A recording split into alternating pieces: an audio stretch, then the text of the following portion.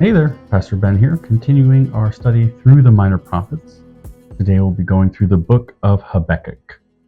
Habakkuk, again, another prophet we don't know a lot about as far as his personal life, but we do know that he was a contemporary of Nahum, and actually, interestingly enough, they are just on one side of, or rather on two different sides of an important thing. So Nahum is talking about the destruction of the Assyrians to come. Habakkuk is actually existing after that and questioning the Chaldeans or the Babylonians that are coming in and saying to God, as we look into this, are we just replacing one evil with another?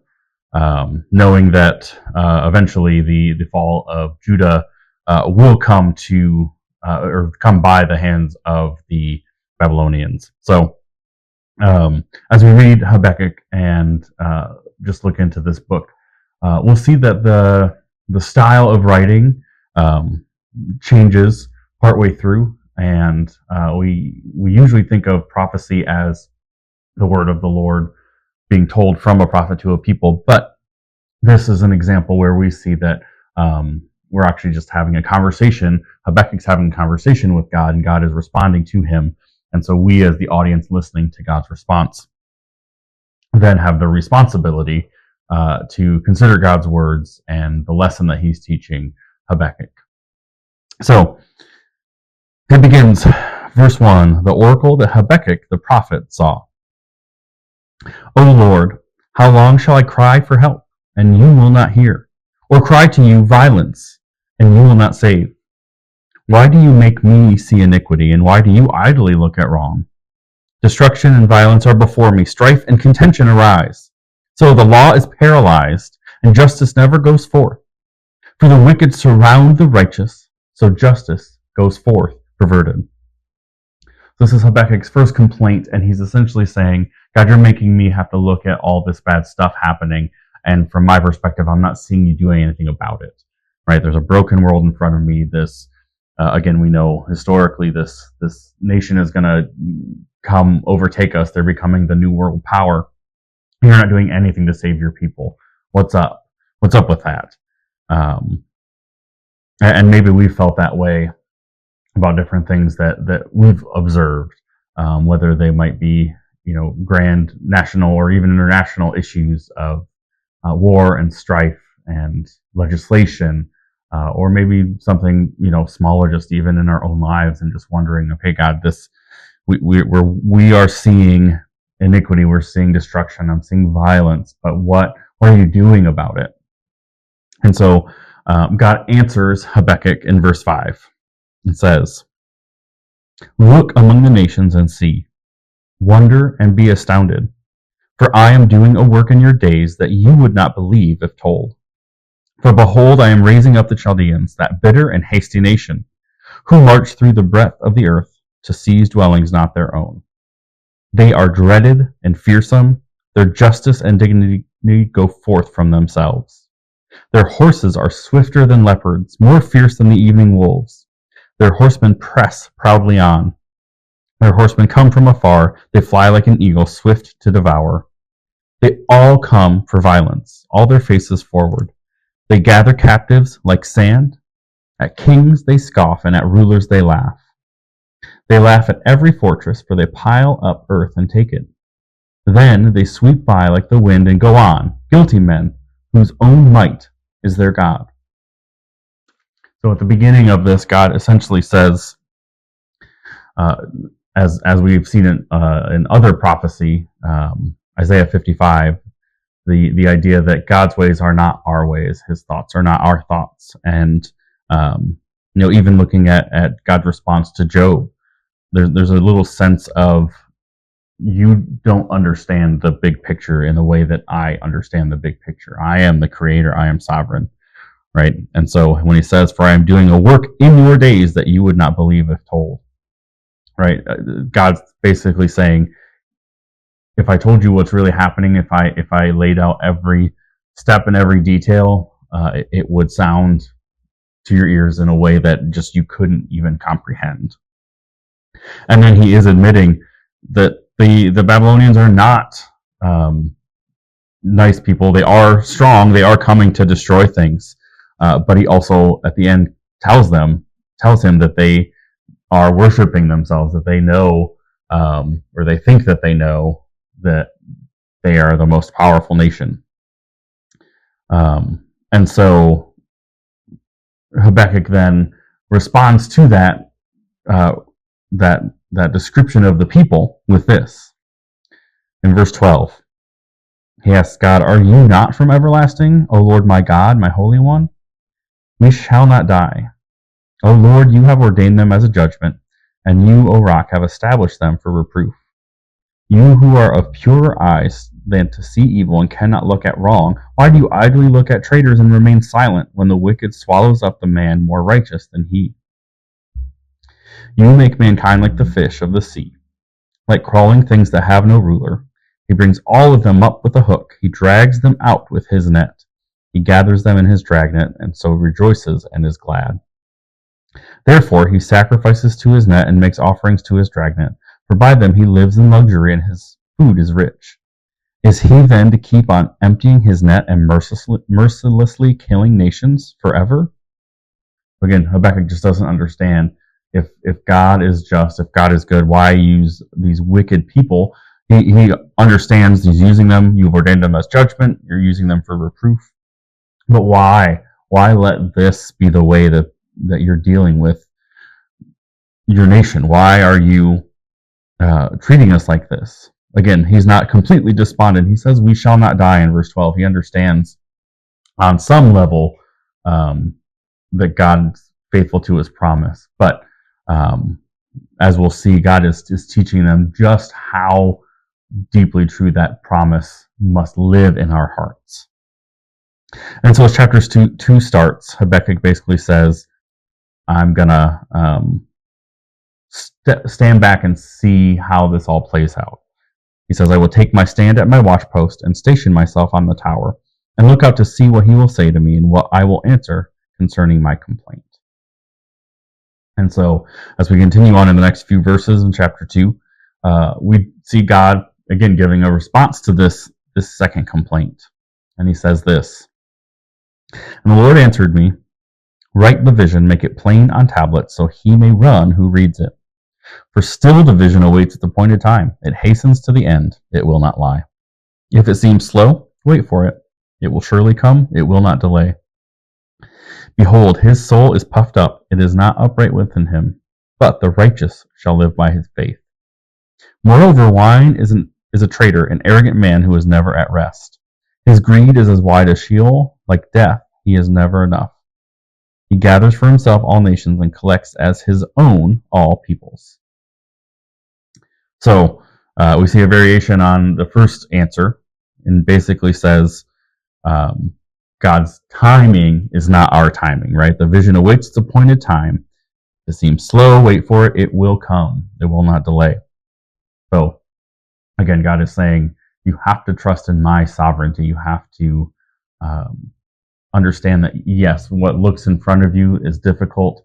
What you're living through is not ideal, but there is something greater to come. The he throughout this section is really referring to the Babylonians, right? His soul is puffed up. He will run when he reads this, his greed. But in the middle of this, a important phrase, and something that'll take us through the rest of this book. It says, "But the righteous shall live by his faith." So this is the command, really, that God is giving Habakkuk. He is telling him, you have to have faith in my sovereignty, in my control of all things and knowledge of all things. And you also have to have faith in the trustworthiness that I will accomplish what I'm going to accomplish. And so then we see now in the second half of chapter 2 a set of 5 woes.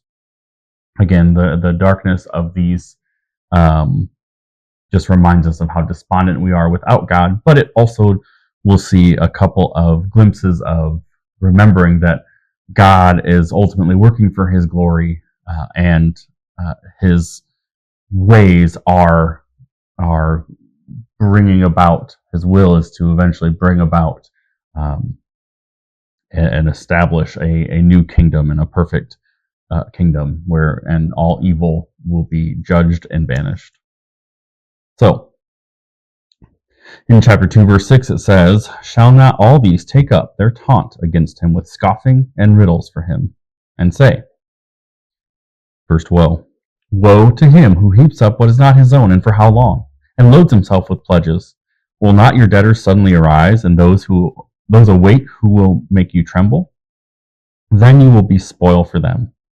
Because you have plundered many nations, all the remnant of the people shall plunder you, for the blood of man and violence to the earth, to cities and all who dwell in them." So this first woe is talking about just the wrongly gained things, the destruction of the Babylonians of all these different nations, not just Israel, but it says many nations, right? They again are conquering. They've conquered Egypt. They've conquered Assyria. So there's been a lot of conquering, plundering, overtaking that's happened. But ultimately, that is not going to keep them safe from another nation that's going to come and do the same to them as they've done to others. The second woe is similar. It says, "Woe to him who gets evil gain for his house, to set his nest on high, to be safe from the reach of harm. You have devised shame for your house by cutting off many peoples. You have forfeited your life. For the stone will cry out from the wall, and the beam from the woodwork respond." So essentially, the first one feels more nationalistic in the sense, and then this second woe seems to be a little more personal. That it's not just that you're being put into a circumstance where this is what's happening, but that individuals are going for themselves, trying to have the best and the most and the greatest, and are destroying people in order to get that gain. The third woe starts in verse 12. "Woe to him who builds a town with blood and founds a city with iniquity. Behold, is it not from the Lord of hosts that people labor merely for fire, and nations weary themselves for nothing? For the earth will be filled with the knowledge of the glory of the Lord, as the waters cover the sea." So, in this woe, we see the legacy of a person or of a nation is nothing in comparison to the knowledge of the glory of the Lord that will fill the entire earth. Right? You might establish a city, a kingdom. For us today, it might be a business or a family legacy, something that we are be proud of and put our stamp of our name on it. And those things, if we are focusing and worshiping those things, we have to be reminded that they will crumble and fall away. And ultimately don't stand up to the length and breadth of the glory of God that is to be revealed. The next woe starts in verse 15. "Woe to him who makes his neighbors drink. You pour out your wrath and make them drunk in order to gaze at their nakedness. You will have your fill of shame instead of glory. Drink yourself and show your uncircumcision. The cup in the Lord's right hand will come to you, and utter shame will come upon your glory. The violence done to Lebanon will overwhelm you, as will the destruction of the beasts that terrified them. For the blood of men and violence to the earth, to cities, and all who dwell in them." So, with the description at the end of this, especially, this woe seems to be maybe about some specific practices or a specific time of the Babylonians and something done in Lebanon. Perhaps it was something that Habakkuk had observed himself, or maybe it was just a well-known instance at the time where there was just a unnecessary destruction of animals and just a shameful way of treating the people that they were coming in. But we see that the cup of God's wrath, right? This is not being unnoticed by God, and that again the circumstances will reverse, and those who have sinned against God, they will get the wrath that is prepared for them.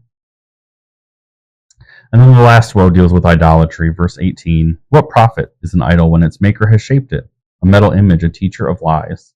For its maker trusts in his own creation when he makes speechless idols. Woe to him who says to a wooden thing, awake, or to a silent stone, arise. Can this teach? Behold, it is overlaid with gold and silver, and there is no breath at all in it. But the Lord is in his holy temple. Let all the earth keep silence before him. Again, we know the idol worship and the things going on. Just the idea that people would think that something created by human hands could somehow enhance their lives just doesn't really make sense. But then it's interesting at the end when Habakkuk says, the Lord is in his holy temple, and let all the earth keep silence before him. So these silent idols that can't do anything for man is trying to get something out of them. But yet, when we understand God in his holy temple, our first response should be a reverent and holy awe before him, and just the recognition that broken world versus the holiness of God are so vastly separate that there is nothing that we can say or do that will knock God out of his holy place. The end of Habakkuk breaks into essentially a psalm. It's marked at verse 1 as a prayer of Habakkuk the prophet, according to Shigionoth, which is a term used in the Psalms. And then, although we'll read through the psalm, at the very end it says, to the choir master with stringed instruments, which is, again, another phrase used in quite a few psalms. So the idea that this would be maybe a reflection from Habakkuk on several psalms, sort of a remix of things that would have been familiar, as well as plugging in the current circumstances and sort of making his own reflection on what all is happening. So I'm going to read this prayer in its entirety, and then we'll really focus on the last aspect of this psalm. O Lord, I have heard the report of you and your work. O Lord, I do fear. In the midst of the years, revive it. In the midst of the years, make it known. In wrath, remember mercy. God came from Teman, and the Holy One from Mount Paran. His splendor covers the heavens, and the earth was full of his praise. His brightness was like the light. Rays flashed from his hand, and there he veiled his power. Before him went pestilence, and plague followed at his heels. He stood and measured the earth. He looked and shook the nations. Then the eternal mountains were scattered. The everlasting hills sank low. His were the everlasting ways. I saw the tents of Cushan in affliction. The curtains of the land of Midian did tremble. Was your wrath against the rivers, O Lord? Was your anger against the rivers, or your indignation against the sea, when you rode on your horses, on your chariot of salvation? You stripped the sheath from your bow, calling for many arrows. You split the earth with rivers. The mountains saw you and writhed. The raging waters swept on. The deep gave forth its voice. It lifted its hands on high.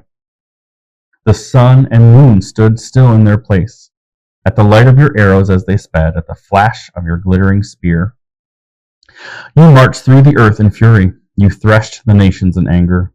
You went out for the salvation of your people, for the salvation of your anointed.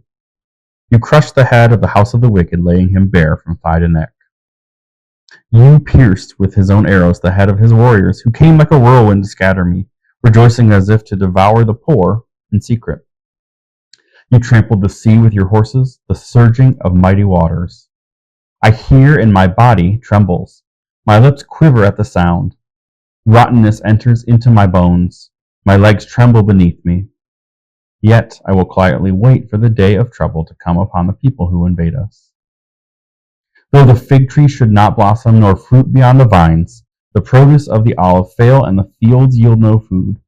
The flock be cut off from the fold, and there be no herd in the stalls, yet I will rejoice in the Lord. I will take joy in the God of my salvation. God, the Lord, is my strength. He makes my feet like the deer's. He makes me tread on my high places. So it's interesting reflecting on this. At the very beginning, there seems to be this sense of God and his knowledge, and there's a bit of a disconnect between who God is and actually finally seeing him. And so then we just see this description of God as both beautiful and terrifying. And then again, perhaps an allusion to ultimately that day of the Lord, that reckoning where God is going to come and bring about justice, bring about salvation fully, and seeing a glimpse of some of the terror of that wrath in the circumstances that Habakkuk is living through. But his response is to wait for the Lord and to rejoice in the Lord, right? Habakkuk is taking that theme of the righteous shall live by faith, and now he's applying that faith to the circumstances that are to come. And so in describing just the power of God and the desire to deliver his people, Habakkuk is recognizing fully sort of the answer to his questions at the beginning. Why are these bad things happening? Why is this awful nation coming to destroy us? What are you doing to exact justice? And he realizes, again, God's way is not my way, but I can trust in the Lord because he will fulfill his promises. He will do what he said he has done. And even if the path there doesn't make sense to me, I will continue to faithfully follow all that God has asked me to do, and to just continue in the narrow path of righteousness. And so that's really our call as we consider Habakkuk, that God has asked us to faithfully obey his word and to trust in him, and rather than in ourselves or in the world. And so we, like Habakkuk, should say, whenever we're facing things, yet I will rejoice, yet I will take joy, yet I will quietly wait for the Lord.